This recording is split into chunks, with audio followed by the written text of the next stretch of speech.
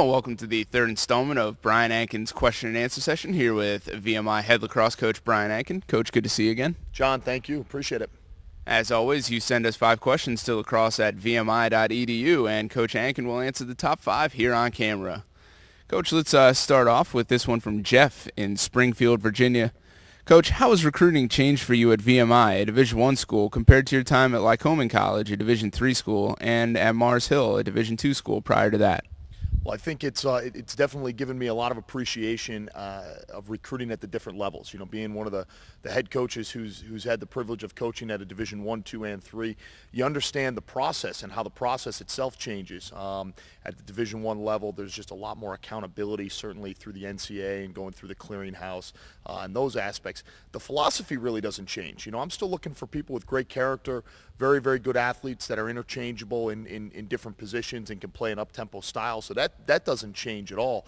I think when you get to a place like VMI, the biggest change here is with some of the academic requirements, obviously with the military aspect of what VMI is all about. I think that our candidate pool shrinks a little bit, but out of that candidate pool, we've got some really unbelievable potential recruits that we go after that really fit the VMI philosophy and the VMI lacrosse philosophy very well. So the process itself doesn't change a ton. I would say we are a little bit more selective here at this level. And with that being said, I really think that we hang the most on character and finding guys that are going to represent our program best on and off the field. Another great answer. Thanks, Coach. This one comes from Brad in Lexington, Virginia. Coach, this past weekend, Jacksonville beat Navy down in Florida. What do you think a marquee win like that does for the MAC as a whole? Yeah, I mean, I think it's great for the MAC as a whole. You know, on a very selfish note, I would have loved to have been the one to do that. And you know, best of credit to Jacksonville. They played a great game against a very good Navy team, and obviously we had a chance to see them the week before, and I watched that game on TV. And you know, I mean, I think even bigger than the win is getting those games on TV with the amount of games that are being played and the amount of televised games that we see now.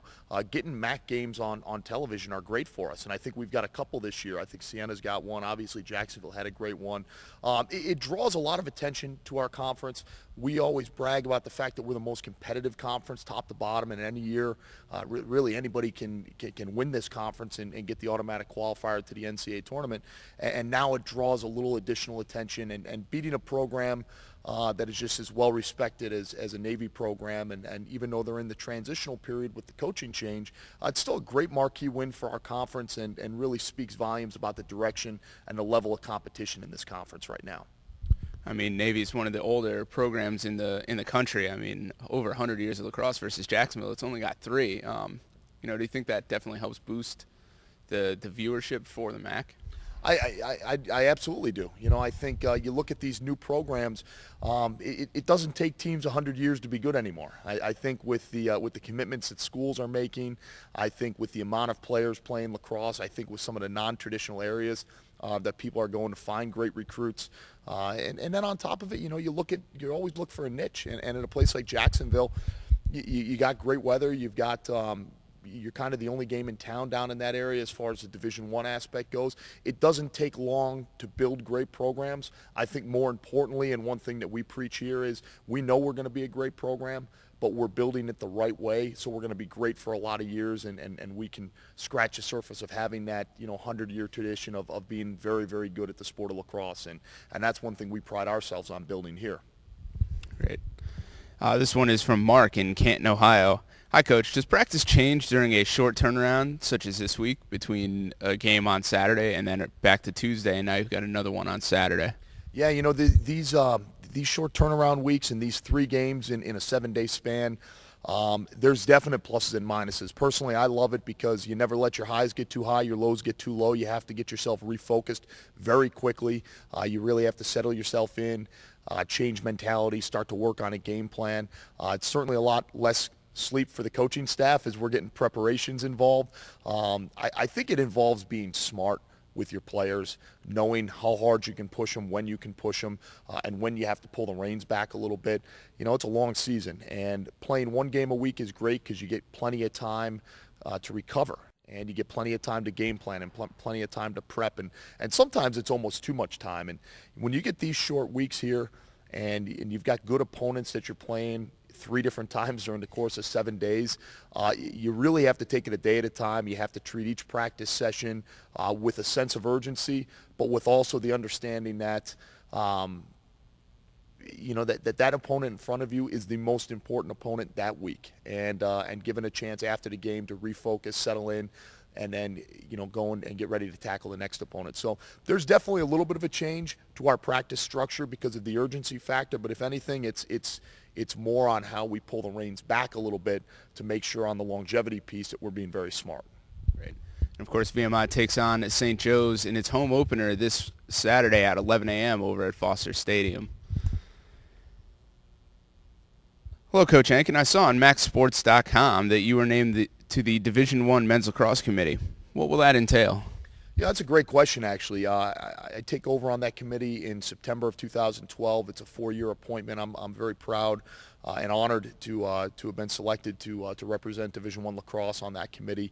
I'm still kind of learning and getting into some conference calls as to what my responsibility will be, particularly with that committee. But it's going to involve being involved in a lot of different aspects, having some involvement in some of the deliberation about some rule changes. It'll have a lot of the NCAA legislation involvement, in particular about the recruiting changes that as a Division I coaching body, we're consistently reevaluating and trying to make sure that we're keeping the interest of the student athlete in mind. And I think overall, the championships aspect, making sure the championship weekend remains the best event that the NCAA does put on and continues to grow.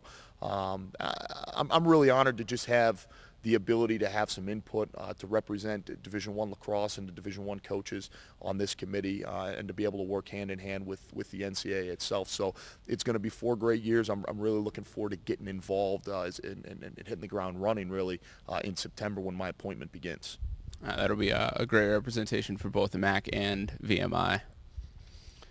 And our final question comes from Mark in Baltimore, Maryland. After 3 tough out-of-conference opponents, do you have any regrets scheduling such a difficult start to the season?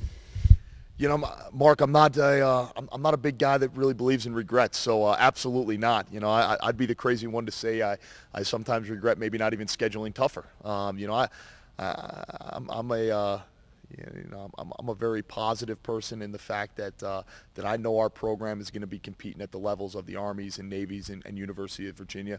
I'm also a realist to understand that to do that properly and to do that year in and year out, we have to build a great foundation. And you want to be the best team in the country. You got to play the best teams in the country, and that's what we try to do. And we certainly don't try to pad our schedule or duck anybody at any cost that we can.